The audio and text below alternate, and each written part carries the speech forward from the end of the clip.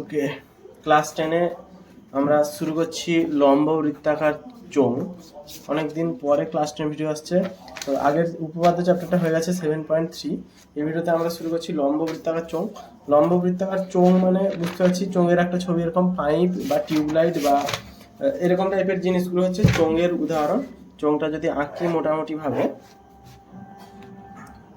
হাত ব্যথা, জাস্ট এটা একটা চোঙ হবে, নিচে বৃত্ত ওপরে বৃত্ত, এটা হচ্ছে একটা তল।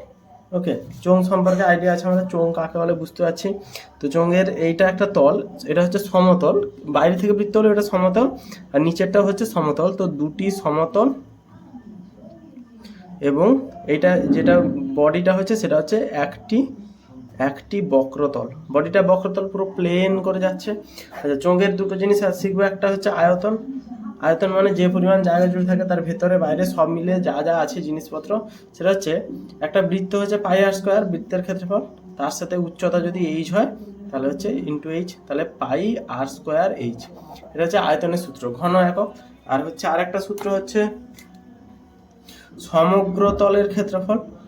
সমগ্রতল না, আগে বক্রতলটা শিখে নি। বক্রতলের ক্ষেত্রফল হচ্ছে শুধু এই এরিয়াটা, মানে শুধু বক্রতলটা, সেটা হচ্ছে 2πr/h। তাহলে 2πr হচ্ছে বৃত্তের পরিধি, তার সাথে h গুণ করে দিলে 2πr/h। আর এটা হচ্ছে বক্রতলের ক্ষেত্রফল। সমগ্রতল মানে বক্রতলের সাথে আরো দুটো বৃত্তের ক্ষেত্রফল যোগ করে দিলে সমগ্রতল হয়ে যাবে। ঠিক আছে, সেটা নিয়ে সমস্যা নেই। আমরা শুরু করছি। আচ্ছা, তাও সমগ্রতলের ক্ষেত্রফলটা এখানে লিখে নিই। ওকে, সমগ্রতলের ক্ষেত্রফল হচ্ছে 2πr/h যুক্ত পাই আর স্কোয়ার, নিচের বৃত্ত পাই আর স্কোয়ার, ওপরের বৃত্ত পাই আর স্কোয়ার, দুটো বৃত্ত বলে 2πr স্কোয়ার, সব সরাসরি লিখে দিয়েছি। তো এখান থেকে 2πr যদি কমন যায়, এখান থেকে আর আসবে প্লাস এ পাশ থেকে এইচ আসবে, তাহলে এটা হচ্ছে সমগ্রতলের ক্ষেত্রফলের সূত্র, 2πr × r+h। ওকে, নেক্সট এবারে চ্যাপ্টার নম্বর 8 শুরু হবে আমাদের, অনুশীলনী শুরু করছি। তো আয়তঘন যেহেতু পরিচিত, চোঙের সম্পর্কে আইডিয়া আসার কথা, কোনটা আয়তন কোনটা ক্ষেত্রফল চাইবে। তো প্রথম কোশ্চেনটা কি বলছে, পাশের চিত্রের ঘনবস্তুটি দেখি ও নিচের প্রশ্নগুলির উত্তর দিই। ছবির ঘনবস্তুটির কটি তল? চোঙের ছবি দিয়েছে, 3টি তল জানি, ওপরেরটা সমতল, নিচেও একটা সমতল, এটা বক্রতল, তো 3টি তল। ছবিটির ঘনবস্তুটির কটি বক্রতল কটি সমতল? একটি বক্রতল, দুটো সমতল, উপরে নিচে। 2 দেখে 5টি ঘনবস্তুর নাম বাদ দাও। 3 দেখে স্টিলের পাতলা চাদর দিয়ে তৈরি ঢাকনা সমেত একটি ড্রামের ব্যাসের দৈর্ঘ্য 28 সেমি। তো ড্রামটির ব্যাসের দৈর্ঘ্য দিয়েছে হচ্ছে 28 সেমি। ড্রামটি তৈরি করতে এত বর্গ সেমি চাদর লাগে। তো লিখছি কি চেয়েছে, ড্রামটি 3 দেখের অঙ্কটা করছি। ড্রাম কি বলেছে, স্টিলের পাতলা চাদর ঢাকনা সমেত ড্রামের ব্যাসের দৈর্ঘ্য। তো ড্রাম একটা দিয়েছে, ড্রামের ব্যাসের দৈর্ঘ্য, ব্যাস সমান হচ্ছে 28 সেমি ব্যাস দিয়েছে। আর একটা দিয়েছে কি, পিলের ঢালাই ড্রামটি তৈরি করতে এত বর্গ সেমি চাদর লাগে, ড্রামটির উচ্চতা চেয়েছে। তাহলে ব্যাস দিয়েছে, তো ব্যাসার্ধ বের করে নেবো, কারণ আমাদের সূত্রগুলোতে সবাইতে ব্যাসার্ধ লাগে। তাহলে ব্যাসার্ধ সমান হচ্ছে 14 সেমি। কতটা সেমি চাদর লাগে বলেছে, তাহলে শর্তানুসারে লিখতে পারি, শর্তানুসারে। আচ্ছা, উচ্চতা আমরা এইচ ধরে নিব, তার আগে উচ্চতা সমান হচ্ছে এইচ সেমি। ওকে, তাহলে যেটা দিয়েছে সেটা বের করছি। ড্রামটি তৈরি করতে এত সেমি স্টিলের পাতলা চাদর লাগে, ড্রামটি তৈরি করছে পাতলা চাদর, মানে হচ্ছে সেটা হচ্ছে ঢাকনা সহ বলেছে। তাহলে উপরে ঢাকনা নিচে ঢাকনা সব তৈরি হচ্ছে, তার মানে সমগ্রতলের ক্ষেত্রফল বের করবো। সমগ্রতলের ক্ষেত্রফল 2πr × r+h। তাহলে শর্তানুসারে 2πr × r+h সমগ্রতলের ক্ষেত্রফল, এটা সমান হচ্ছে 2816। যেহেতু এইটা সমগ্রতলের ক্ষেত্রফল, বা লিখতে পারি, এটাকে সরাই, আর এর মান হচ্ছে 14, তাহলে 2π14 × 14 + h সমান 2816, বা 14 + h সমান, এইটা পুরো গুণ আকারে আছে তো এই পাশে যাবে, তাহলে সমান 2816/2 গুণিতক 14 গুণিতক পাইর মান 22/7, তো উল্টে গেলে 7/22 হয়ে যাবে। পাইর মানটা 22/7 না, এপাশে গেলে ভাগ হবে, তো 22/7 হয়ে যায়। 22টা নিচে, 7টা উপরে চলে যাবে, 7 একে 7, 7 দুনে 14। এবারে 2 দিয়ে কাটলে 2 একে 2, 2 4 8, 2 0 0, 2 8 16। আবার 2 দিয়ে কাটলে 2 7 14, 2 0 0, 2 4 8। আবার 2 দিয়ে কাটলে 2 11 22, 2 3 6, 10 2 5 10, 2 4, 392, 11 দিয়ে কাটলে 11 3 33, 2 35, 11 2 32, 11 2 22। ওকে, তাহলে হচ্ছে 32, তাহলে এইচ সমান 32, এই 14টা বেঁচে গেলে বাদ 14 যাবে, এটা অ্যান্সার বেরাবে 14 থেকে 34 থেকে 14 গেলে 20 মানে 18, এইচ সমান 18 সেমি। তাহলে আমাদের অ্যান্সার বেরোলো উচ্চতা 3 দেখের উচ্চতা 18 সেমি। নেক্সট 4 দেখের অঙ্কটা করছি, প্রত্যেকটা অঙ্ক করে যাবো অবশ্যই এমনি করে। নেক্সট 4 দেখের অঙ্কটা করাচ্ছি। 4 দেখের অঙ্কটা কি বলেছে, বলছে একটি ঘরের বারান্দায় 5.6 ডেসিমিটার ব্যাসের, কোশ্চেনটা দেখা যাবে, একটি ঘরের বারান্দায় 5.6 ডেসিমিটার ব্যাসের ও এত মিটার লম্বা দুটি পিলার ঢালাই করতে কত ঘন ডেসিমিটার মশলা লাগবে। কত ঘন ডেসিমিটার চেয়েছে মানে আয়তন চেয়েছে, ব্যাস দিয়েছে, এত মিটার লম্বা মানে উচ্চতা দিয়েছে, এবং দুটি পিলার চেয়েছে কিন্তু এখানে। তো ব্যাস দিয়েছে, এই ব্যাস ব্যাসার্ধ এগুলো মিশে যেতে পারে। তাহলে পিলারগুলির ব্যাস দিয়েছে হচ্ছে 5.6 ডেসিমিটার, 5.6 ডেসিমিটার। তাহলে ব্যাসার্ধ হবে আমাদের না, পিলারের ব্যাসার্ধ হবে পিলারের হচ্ছে এত ডেসিমিটার, সমান 28 দুনে 56, তাহলে 2.8 ডেসিমিটার ব্যাসার্ধ। আচ্ছা, এবারে উচ্চতা দিয়েছে আমাদের কত, আমাদের না, পিলারের উচ্চতা দিয়েছে হচ্ছে 2.5 মিটার।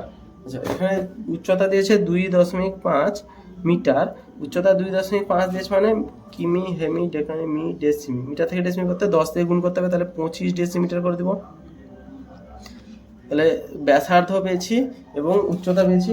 তাহলে দুটি পিলার প্লাস্টার করতে কত মশলা লাগবে, অতএব দুটি পিলার, প্লাস্টার না তো, ঢালাই করতে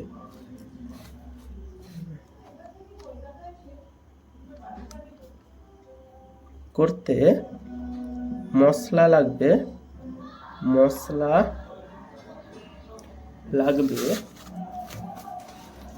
কত লাগবে, মশলা লাগবে মানে আমাদের আয়তন চেয়েছে কত ঘন ডেসিমিটার মশলা লাগবে না, আয়তন চেয়েছে, আয়তনের সূত্রে পাই আর স্কোয়ার এইচ। তাহলে পাই আর মানে হচ্ছে 2.8 এর হোল স্কোয়ার ইন্টু এইচ মানে হচ্ছে 25 ইন্টু 2, দুইটা কারণ হচ্ছে দুটি পিলার বলেছে না, প্রত্যেকটা পিলারের তো এত ঘন ডেসিমিটারেই চেয়েছে। তাহলে সমান হচ্ছে পাই মানে হচ্ছে 22/7 গুণিতক 28/10 গুণিতক 28/10 গুণিতক 25 গুণিতক 2। এটা দুইবার হবে, 28/10, 28/7, 7 একে 7, 7 4 28। ওকে, 2 5 10, 2 কাটলো, 5 5 25, 5 2 10, 2 2 4। তাহলে অ্যান্সার হচ্ছে 28 2 56, 56 আর 22 গুণ করলে যা হবে সেটা অ্যান্সার হবে। 56 আর 22 গুণ 1232 ঘন ডেসিমিটার। ওকে, 4 দাগের নেক্সট কোশ্চেনটা কি বলেছে, এটা হলো 4 দাগের একটা পার্ট। 4 দাগের নেক্সট পার্টে কিন্তু এটা বলেছে আরও যে প্রতি বর্গমিটার এত টাকা হিসেবে পিলার দুটি প্লাস্টার করতে কত খরচা হবে। তো পিলার দুটি প্লাস্টার করতে খরচা হবে যেহেতু চেয়েছে, প্লাস্টার মানে আমাদের বাইরের এরিয়া মানে হচ্ছে বক্রতলের ক্ষেত্রফলটা প্লাস্টার হবে। তাহলে পিলার দুটির মোট বক্রতলের ক্ষেত্রফল, পিলার দুটির বক্রতলের ক্ষেত্রফল হচ্ছে 2πRh, এটা হবে। তাহলে এটা যদি সূত্রে ফেলি, এটা কাটছি, 2 ইন্টু পাই মানে 22/7 ইন্টু আর মানে হচ্ছে 28/10, এইচ মানে হচ্ছে 25 বর্গ ডেসিমিটার, ওইটা হচ্ছে বর্গ ডেসিমিটার আসবে। আচ্ছা, এখানে কি বলছে, চেয়েছে কিসে দেখছি আগে, এখানে চেয়েছে হচ্ছে মিটারে চেয়েছে না, 125 টাকা প্রতি বর্গ মিটার চেয়েছে, কিন্তু যে প্রতি বর্গ মিটার 125 টাকা খরচা হয়েছে। তো আমরা এখানে বর্গ ডেসিমিটার বের করছি, সেখান থেকে মিটারে বের করতে হবে। ওকে, হ্যাঁ, এখান থেকে করা যেতে পারে, অথবা আগেও এখানে মিটারে করা যেতে পারে, বা এখানে আগে মিটারে করে নিই নাকি, না এখানে করে নেব। 7 4 28, 2 2 4, 2 5 10, 5 5 25।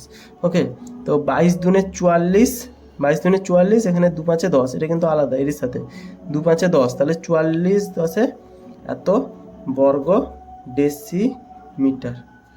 ওকে, এত বর্গ ডেসিমিটার থেকে, তাহলে 1 বর্গ ডেসিমিটার থেকে 1 ডেসিমিটার থেকে করব আমরা ওকে, 1 ডেসিমিটার, একটা নিয়ম শেখাচ্ছি এখানে, লাল কালিতে লিখি। 1 ডেসিমিটার সমান হচ্ছে কত মিটার? কিমি, হেমি, ডেকামি, মি, ডেসিমি, মানে 10 পিছাবে। 10 পিছাবে মানে হচ্ছে 0.1, তাহলে 0.1 মিটার। ডেসিমিটার থেকে মিটার করলে সহজ, কিন্তু বর্গমিটার যেহেতু, বর্গ ডেসিমিটার যেহেতু আছে, তো এখানে কি করব, 1 বর্গ ডেসিমিটার, এটা লিখছি, এটা আমাদের হাতে আছে, সমান হচ্ছে 1 বর্গ ডেসিমিটার, রাফে করছি, ঠিক আছে। 1 বর্গ ডেসিমিটার সমান হচ্ছে 1 ডেসিমিটার গুণিতক 1 ডেসিমিটার, লিখতে পারি। দুবার ডেসিমিটার মানে বর্গ ডেসিমিটার, 1 1 1, তাহলে 1 ডেসিমিটার মানে 0.1 মিটার ইন্টু 0.1 মিটার। আচ্ছা, 0.1 গুণ করলে হবে 0.01 বর্গ মিটার। তাহলে 1 বর্গ ডেসিমিটার মানে এত মিটার হয়। তাহলে এই জিনিসটা আমরা কাজে লাগাচ্ছি। 1 বর্গ ডেসিমিটার সমান হচ্ছে 0.01 বর্গ মিটার। তাহলে 440 বর্গ ডেসিমিটার সমান 440 গুণিতক 0.01 বর্গ মিটার সমান 440 গুণিতক 1/100 বর্গ মিটার। শূন্য শূন্য কাটবে, সরি, শূন্য কাটবে, একটা শূন্য কাটবে, 10-এর সাথে 2 5 10, 2 22 কাটাকুটি করলে 5 4 20, 10.5 4 20, ওকে। আচ্ছা, এটা এমনিতেই হতো, কাটাকুটি করছি। তাহলে 4.4 প্রতি বর্গ, 440 বর্গ মিটার মানে 4.4 মিটার। তাহলে 125 টাকা প্রতি বর্গ মিটারে খরচা হচ্ছে। তাহলে 1 বর্গ মিটারে খরচা হয়, আচ্ছা এখানে দেখা যাচ্ছে না নাকি, 1 বর্গ মিটারে খরচা হয় 125 টাকা। তাহলে 4.4 বর্গ মিটার খরচা হবে 125 গুণিতক 4.4 বর্গ মিটার সমান, এটা যদি কাটাকুটি করি 125 গুণিতক 44/10, 2 22 44, 5 25 125, তাহলে 25 × 22, 25 × 22 এখানে অ্যান্সার আসবে 25, 22, 25, 25 দুনে 50, শূন্য হাতে 5, 25 দুনে 50, 50 5 55, তাহলে 550 উত্তর এলো। ওকে, তো এটা বোঝা গেছে যে আমাদের অ্যান্সার আসছে না, সরি, এটা বোঝা গেছে হচ্ছে যে একটা পিলার দুটির ক্ষেত্রফল না, পিলার একটির পিলারের ক্ষেত্রফল 2πr মানে একটা পিলারের ক্ষেত্রফল, এইটা বর্গ ডেসিমিটার, এই পার্টটা বোঝা গেছে। 550, তো একটা পিলারে 550 মানে দুটো পিলারে হবে, এখানে রাখা করছি 550 গুণিতক 2 মানে 1100 উত্তর হবে। 1100 টাকা খরচা হবে মোট। এই জায়গাটা হচ্ছে মেন পার্ট, এখানে বা টাফ না হলে হবে, এখানে যদি মিটারে এসেছে তো আমরা এখানেও মিটারে করে নিতে পারি। আমি এখানে কঠিন করে করেছি একটু, যে 1 ডেসিমিটার, 1 বর্গ ডেসিমিটার মানে 1 ডেসিমিটার ইন্টু 1 ডেসিমিটার, সেখান থেকে আমরা এটা করতে পারি 1 মিটার, এত মিটার, দুটো মিটারকে বর্গ মিটার, দুটো গুণ করে এটা আসছে, মিটার থেকে করেছি এটা। এটা হচ্ছে আমাদের কত দাগের অঙ্কটা হলো, এটা হচ্ছে আমাদের 4 দাগের অঙ্ক। ওকে, নেক্সট 5 দাগের অঙ্ক কি বলেছে, এত ডেসিমিটার দৈর্ঘ্যের অন্তর ব্যাস বিশিষ্ট, তাহলে ব্যাস দিয়েছে ভেতরের দিক থেকে এত ডেসিমিটার লম্বা একটি জ্বালানি গ্যাস সিলিন্ডারে, উচ্চতাও দিয়েছে, ব্যাসও দিয়েছে, এত কিগ্রা গ্যাস আছে। তো গ্যাস কত কিগ্রা আছে দিয়েছে, তো প্রতি ঘন ডেসিমিটার গ্যাসের ওজন কত, ঘন ডেসিমিটার দিয়েছে মানে আমরা চোখ বন্ধ করে আগে আয়তন বের করে নিব। তার আগে চোখ বন্ধ করে আয়তন বের করার আগে চোখ খুলে লিখে নিই হচ্ছে 2 ব্যাসার্ধ দৈর্ঘ্য, তাহলে অন্তর্ব্যাস হচ্ছে বানান কি, অন্তর্ব্যাস হচ্ছে গিয়ে 2.8 ডেসিমিটার। 5 দাগের অঙ্ক চলছে আমাদের, 2.8 ডেসিমিটার অন্তর্ব্যাস। তাহলে অন্তর্ব্যাসার্ধ সমান হচ্ছে 1.4 ডেসিমিটার, ওকে। আর এটা হচ্ছে উচ্চতা দিয়েছে 7.5 ডেসিমিটার, তাহলে উচ্চতা লিখতে পারি 7.5 ডেসিমিটার। এগুলো কথায় লিখতে হবে যে জ্বালানি গ্যাস সিলিন্ডারের ওজন এত, উচ্চতা এত, তাহলে এত কিগ্রা গ্যাস থাকলে, তাহলে টোটাল গ্যাসের সিলিন্ডারে এত 15.015 কিগ্রা গ্যাস আছে। তাহলে কত ঘন ডেসিমিটার আছে, তাহলে এর ক্ষেত্রফল, আয়তন, তাহলে আয়তন সমান হবে πr² মানে হচ্ছে 1.4 এর হোল স্কোয়ার ইন্টু উচ্চতা মানে এত ঘন ডেসিমিটার সমান হচ্ছে 22/7 গুণিতক 14/10 গুণিতক 14/10 গুণিতক 75/10, 7 দুনে 14, 2 5 10, 2 7 14, 2 5 10, 5 15, 5 75, 5 3 15। ওকে, এটা নিয়ে ঝামেলা নিয়ে আশা করি। তাহলে 22 7 3 3 সাথে 21, 21-এর সাথে 22 গুণ করলে 22, 21 গুণ করলে 21, 21 দুনে 42, 2 হাতে 4, 21 দুনে 42, 4 46, তাহলে 462, 462 বাই 10 আছে মানে 46.2। আয়তন হচ্ছে 46.2 ঘন ডেসিমিটার। তাহলে 46.2 ঘন ডেসিমিটারে কত কিগ্রা গ্যাস আছে বলেছে? এটাতে বলেছে 15.015, 15.015 কেজি গ্যাস আছে। তাহলে 1 ঘন ডেসিমিটার হবে 15.015 বাই 46.2 কেজি। তাহলে এইটা কাটাকুটি করে যে অ্যান্সার বেরোবে সেটা, তাহলে 15 এর একটা শূন্য পাশে গেলে তাহলে 0.15, আচ্ছা এমনি করে দিই 462, তাহলে নিচে গুণিত হবে 1000, উপরে গুণিত হবে 10, তাহলে এই শূন্য কাটলো, তাহলে অ্যান্সার হবে 100 দিয়ে 5 20-তে 100, 5 3-এ 15, 5 0 0, 5 0 0, 5 3-এ 15, 3003, 6000 10 12, এটা 3 দিয়ে কাটবে না, 3 একে 3, 3 0 0, 3 একে 3, তাহলে এটা হবে 3 একে 3 16, 3 5-এ 15, 3 4 12, তাহলে 1001 100। ওকে, তো এটা আমাদের আসবে কেজিতে, আমাদের আসছে 1001 154 20, তাই তো? এটা গুণ টুন করে কোনোভাবে একটা অ্যান্সার আনতে হবে। 7 দিয়ে গেলে 7 এটা 7 দিয়ে যাচ্ছে না, তাহলে 7 একে 7, 3 30, 7 4 28, 7 3 21, ওকে এটা কেটে যাচ্ছে 7 দিয়ে, 7 দুনে 14, 7 দুনে 14, 7 একে 7, 30, 7 4 28, 7 3 21, হ্যাঁ ঠিক আছে।